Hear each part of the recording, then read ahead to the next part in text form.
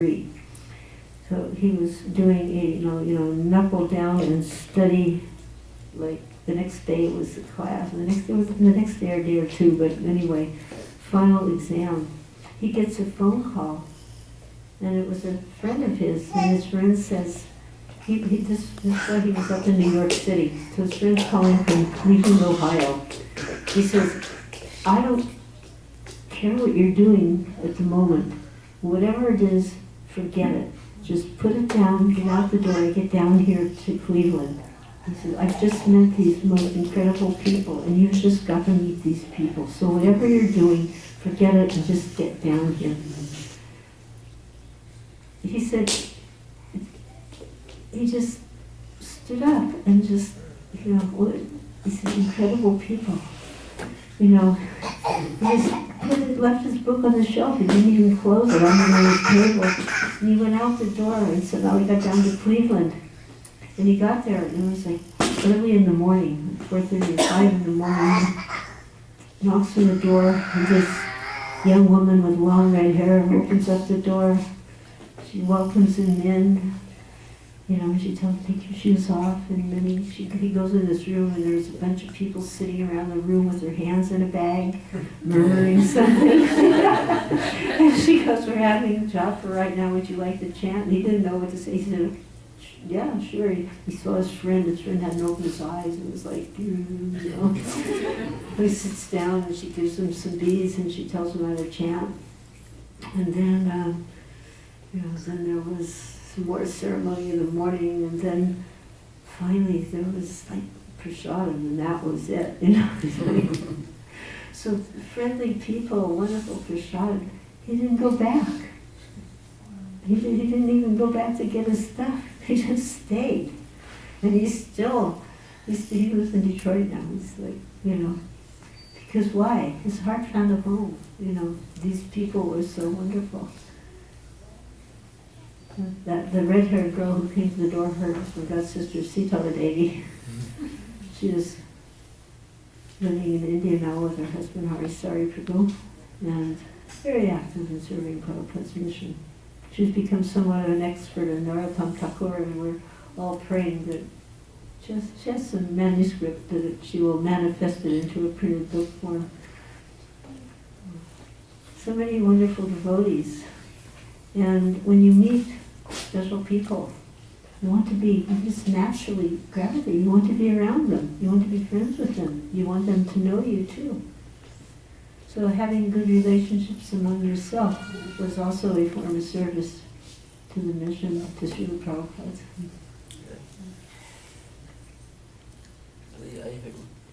You were saying about Dham Seva? Dham Seva. Dham Seva, yeah. So we are here, so how do we do Dham Seva? I mean, we can't go so frequently. Yes. Okay, well, there's other ways. You remember the Brahmin who wanted to make a particular offering to his deity, but he didn't have that means to do it, so he was doing Manaseva, I mean, there's also that aspect of it. Any place where the Lord's names are heard and sound and chanted, and the glories of the Lord are being recited, that place also becomes a dham, a place where saintly people come. You have wonderful senior devotees who come here, that also they're a repository of all good qualities, they sanctify a place. So in this case you don't have, normally you would say, in Iskcon temple it is a dham. It is an extension of Vaikuntha. Here we have a temporary dham, our Saturday evening dham. So, while it's a dham, we should serve it as a dham, but otherwise, your homes are dhams. Yeah, you have Krishna's there, Krishna's name is being chanted there, Krishna Prasad, so. This is one way to answer the question. And when you do have the opportunity to go to Vrindavan or Mayapur, one of these sacred places, then, don't forget to include Dham Seva in your itinerary. that, we tend to go and, we'll go on some of the mega yatras or the different, we're seeing, with the eye of this place and that place. But actually, until we start to serve, our eyes are only seeing objects. A pond or a river or a tree we can't actually see the pure spiritual significance. But through seva, the ability to actually see the Dham, and through seeing the Dham that is being revealed through service. So if we go to Vrindavan, we should be engaged actively in something like that. Yes. Just like, how easy, sometimes Vrindavan is so bewildering. It's like everywhere you look, it's like heaps and mountains of trash and things, right? What can you do? But we can do it, Just take a little bag with you and, even if it just seems like a token. Krishna is unlimited and his service is unlimited. And if we enter into the mood of service, it's also unlimited. We don't have to quantify results according to our material calculation and understanding. We offer with love the service Krishna accepts, and then he gives us the vision to see and to experience it. And he gives us, through that service, a taste for chanting the holy name.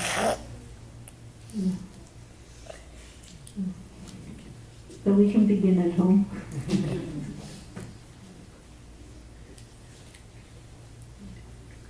Mataji's question over there.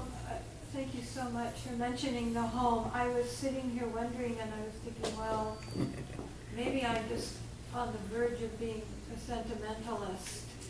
But I thought, is it, if I make Rishon for my husband, is that Dhamma Seva, or if he is helping me get ready to come to the program, putting harmonium in the car, whatever, is that, or am I just being If we sentimental? actually see our homes as Krishna, as coming from Krishna, as a place for service to Krishna, I do. and we respect like that, then it is a Dham. And, yes, okay. And then, we offer all respect and all service to the Dham. If we're seeing it as a place for my own comfort, enjoyment, and relaxation, then it's not the same thing. Thank you for clarifying that. Thank you very much. Mataji, if we are fortunate enough to visit Vrindavan, how should we behave in Vrindavan? Very hard. I can tell you how you should not behave. We should be very eager to rise early and attend Mangalati. And we should be very eager to chant our rounds offensively. We should be very eager to hear from the senior devotees. We should be very eager to hear Srimad Bhagavatam classes and Bhagavad Gita classes. And we should be very eager to find some service. You don't have, it doesn't take an official, order. We can find service or create our own service. Take a little cloth, take a little bag with you for trash. Take a little bag, and I always have a spray bottle with me and a piece of cloth. I see something they go to the temple, Just, again, it doesn't, it's just like when we say Krishna is accepting your offering, a leaf, a flower, water. It doesn't mean the rich man can get away with throwing a leaf on a plate and ringing the bell. So we shouldn't try to trivialize or minimize, but we should make an effort according to our capacity and our ability. And if you have children, teach them and include them in this. Get them at an early age accustomed to service. Try to help them not get snatched up by the witch called Maya. Because Krishna on one side, Maya on the other.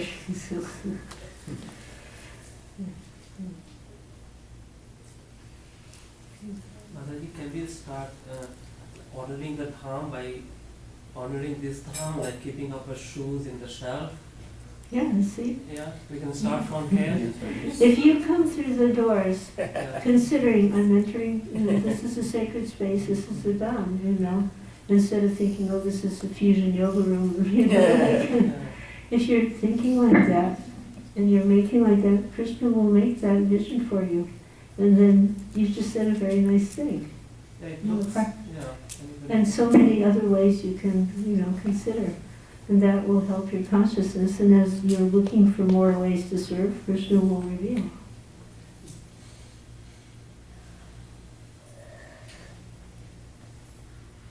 Yes, good t-shirt. Vrindavan ki jai. Thank you very much. All glories to Srila Prabhupada. All glories to Srila Thakurani. All glories to the Holy God.